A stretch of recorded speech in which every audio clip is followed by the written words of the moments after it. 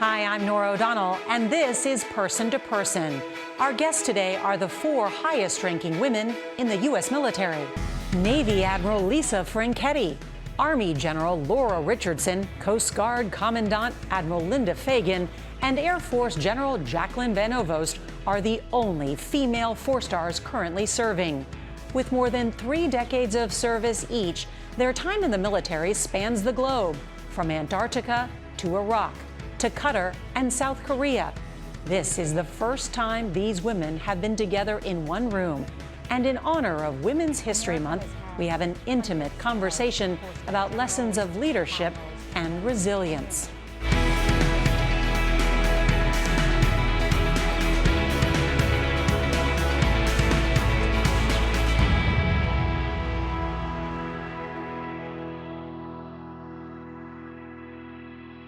America has had hundreds of 4-star generals, admirals. There have only been 10 women. Today, there are 4 4-star females, and you're here together. What does that say about where we are in our country? Admiral? Well, it says that a long time ago, a lot of people worked hard to put in place sort of the changes in law, policy, and culture that would enable us to serve at this level of leadership today. It's been 75 years since women were integrated into the service. And when we began, we were capped at about 2% of the force, and we were very limited in the types of jobs that we could have. So over that 75 years, we have come a long way. Our progress has been accelerating, but we're not done. So it was capped, the number of women were actually capped at 2%? When we first, in the Women's Armed Forces Integration Act. God forbid we had too many women. Yes. That would scare the men. So, Admiral Fagan, this 4 is significant, but it's not enough. It is not enough, and I, have reflected on the journey, the many decisions that many courageous men made, and set the foundations that we've all been able to benefit from. I can't wait till we're not talking about the first, and as the first female service chief, I can't wait to celebrate who's next. General Van Ovost, for a long time, you were the only female 4-star. What was that like? Yeah, it was lonely. And so this is what makes today so historic for me, that I'm here with these very talented ladies, that we have now a 4-star in every department. In August of 2020, when I pinned on and looked around, there was no one. And now I look around and I see amazing talent. Was it your ambition to become a general? No, I wanted to come in and be a fighter pilot and fly Mach 1 with my hair on fire. And so I had that opportunity to do that. And then I recognized that I could be a leader and I could make a real difference in my service. And that's what coaxed me to stay. But you didn't always have the opportunity to be a fighter pilot. No, I didn't. When I first came in the service and active duty 35 years ago, women were not allowed to fly combat fighter aircraft. So initially it was a barrier, but now a young lady could graduate and could go directly into flying the F-35, and it's so amazing because they're doing it, and it's awesome. Admiral, you and I have talked about this, and you've said it was never your ambition to be Admiral Fagan. Why not? Some of it was just, youth, and I was drawn to the service and the mission. I've stayed for many of the same reasons, right? The opportunity to lead, the incredible workforce that I get to work with now, day in, day out.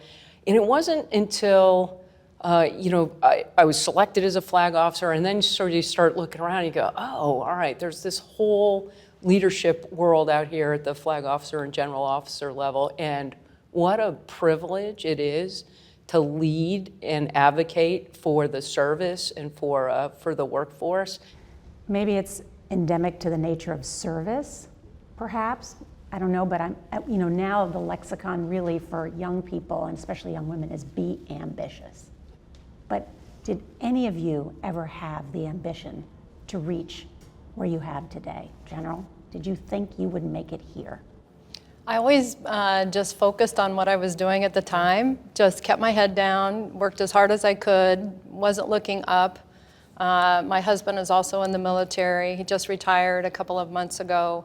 And so it was more keeping our family together. Where are we going to go next? Where are we going to serve? But definitely not ascending through the ranks and that sort of thing. Admiral? Nope. In fact, when I went to college, I wanted to be you. I was a journalism major, and I ran into some ROTC students during freshman orientation week, and they said, "Hey, we could get you a scholarship and free books." And I said, "Sign me up." So that was my introduction into the Navy. But I stayed because I really love our mission. I love being able to support and defend our Constitution. I love serving with great teams. I mean, this is historic, and the numbers are growing, but there are so few women in leadership. There are so few women in the U.S. military. In general, it's less than 20%. General Richardson, what needs to change? I think it's just advertising what we get to do and the opportunities in the military. A lot of folks don't know that. And 52% of our population has never even considered joining the military. 178 skill sets in the United States Army. Be a helicopter pilot, work cyberspace, network operations. It's huge, the opportunities. But there are also challenges to serving in the U.S. military. There's a lot of sacrifice, and I know it's been a challenge for all of the branches to deal with quality of life issues. How are you tackling those issues? Yeah, that's exactly correct. As we look at the surveys of people that are leaving the military separating, for females, the top things that tend to hit their concerns are family planning, pregnancy, and parenting. So we're getting after the policies that will really allow a woman more choice, whether she wants to stop out of the military for a while, called career intermission for a couple of years. Does she want to transition from active to reserve for a few years and then come back? And then allowing her to make her own health decisions on when she wants to have the family, how will it affect her work, especially in my line of duty with pregnancy and flying. It was really verboten.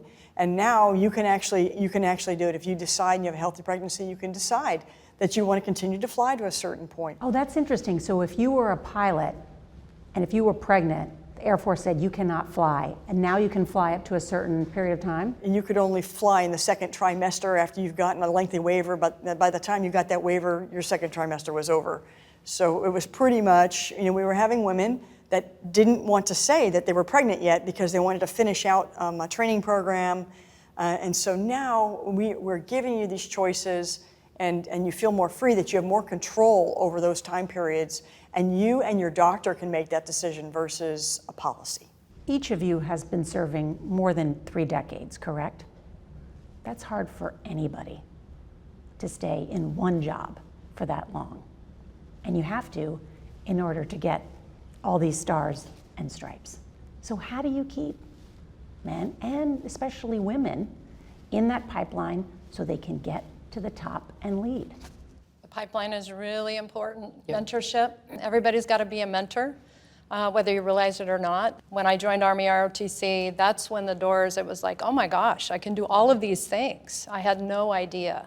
So it's bringing all of those opportunities and the awareness of all of that to our public, to our society, because it's just off the charts. And the kids today are smart. Oh my gosh. And any, just coming into the military, you can make an impact every single day. You live with purpose and make an impact to our national security in the United States, as well as global. An admiral in the Navy, it's especially tough to be deployed out on a ship for 6 months, maybe longer, away from family, kids. That's hard.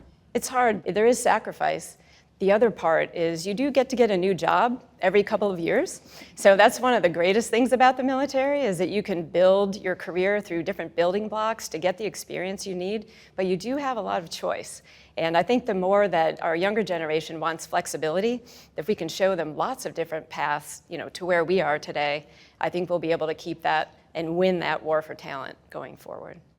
And when we come back, we'll talk to the 4 stars about how they faced discrimination with determination.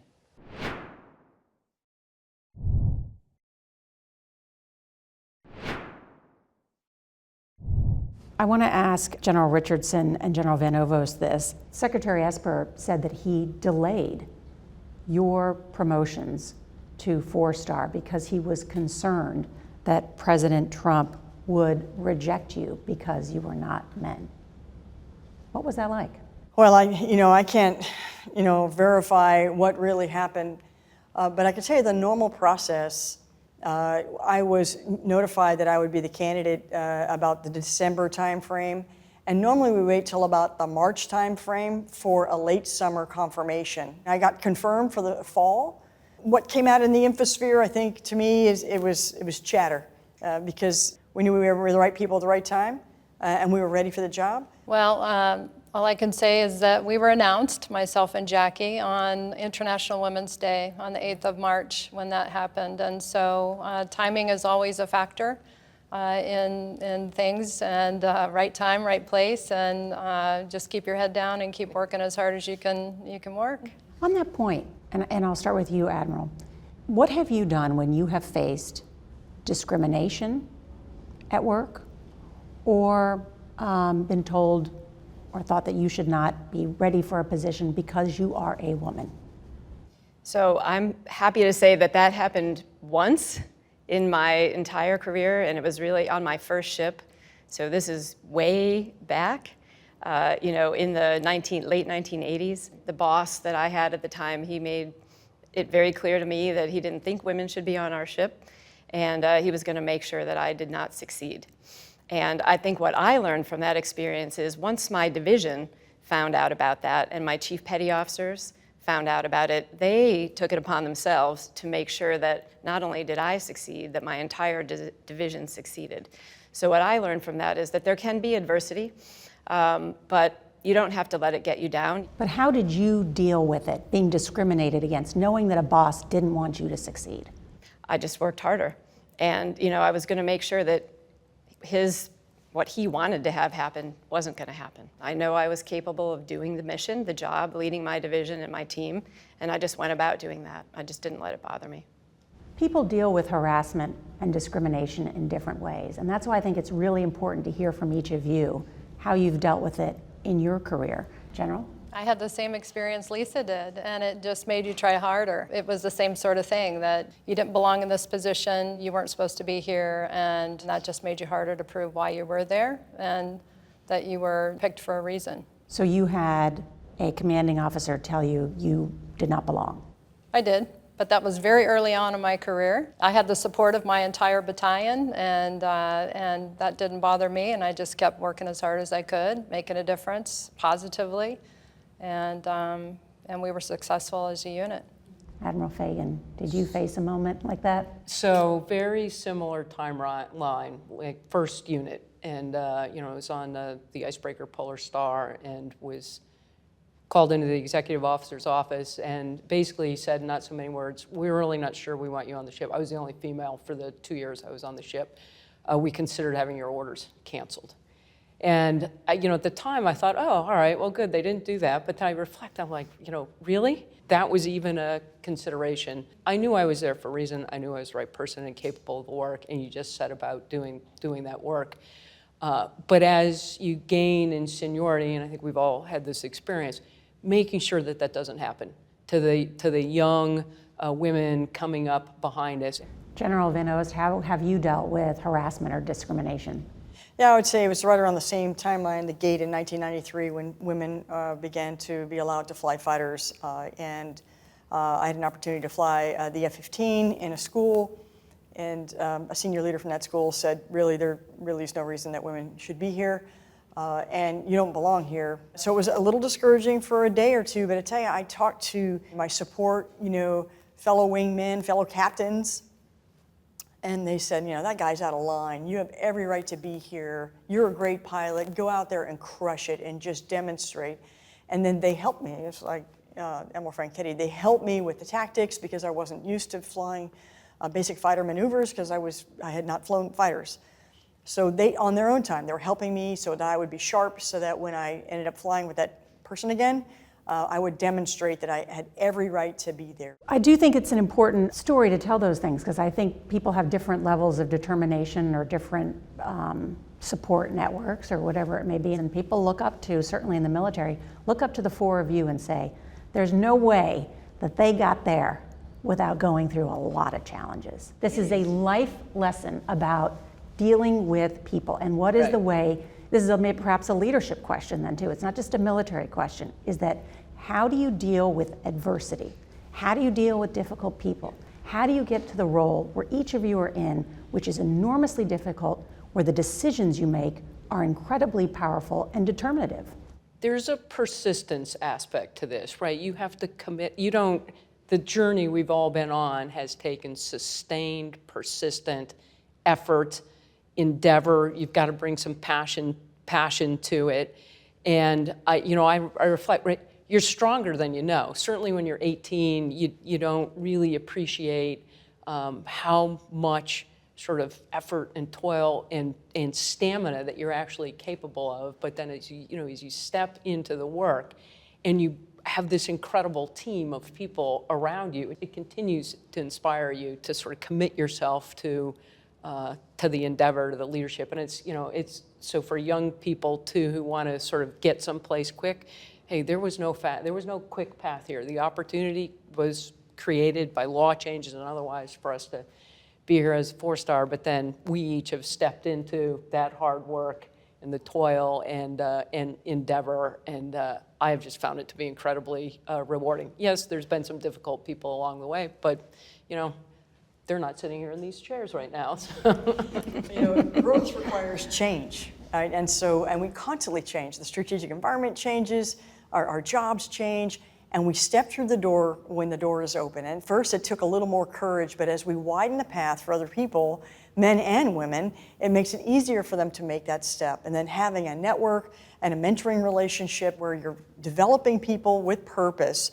And I tell you, when they come to the military, it's not only just great opportunity in all kinds of career fields, it's the best training, the best leadership experience, and at a faster rate than if you were in the civil society. In other words, we entrust them, empower them to do things as teams that they would just not do early on in industry. So you come into the military, you can very quickly do the job of your dreams and be inspired, to serve for your nation.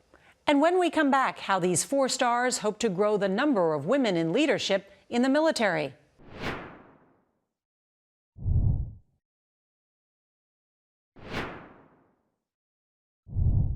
General Van Ovost, one of the last gender-based obstacles was removed in 2015. The Obama administration dropped policies that prevented women from serving in combat. How did that change things? This is the difference between acceptance and inclusion. When the policy changes, you accept that new members can be part of these high-performing teams.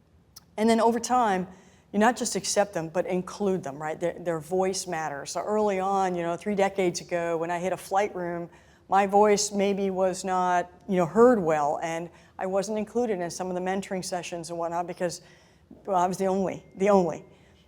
And now, when you walk into a flight room, a woman or a male, perfectly accepted into all the training, getting the mentorship that you need. So we've moved from acceptance to inclusion. And so that last gate, when it opened up, it's like, okay, we're done talking about what we can't do. Let's talk about what we're qualified and inspired to go do for the Navy. Are there still some elements that exist where you hear women should not be in combat? I don't hear it. No, I don't hear it. We've sort of flipped the script on the whole G.I. Joe that, men join a military to become strong, and now it's men and women make a strong military. The Coast Guard journey has been a little different. So women from the very beginning as they came into the service were eligible to serve in all of the ratings and all of the missions. But we have had limitations around old infrastructure and units that did not accommodate women on some of our ships, and we're moving past all that.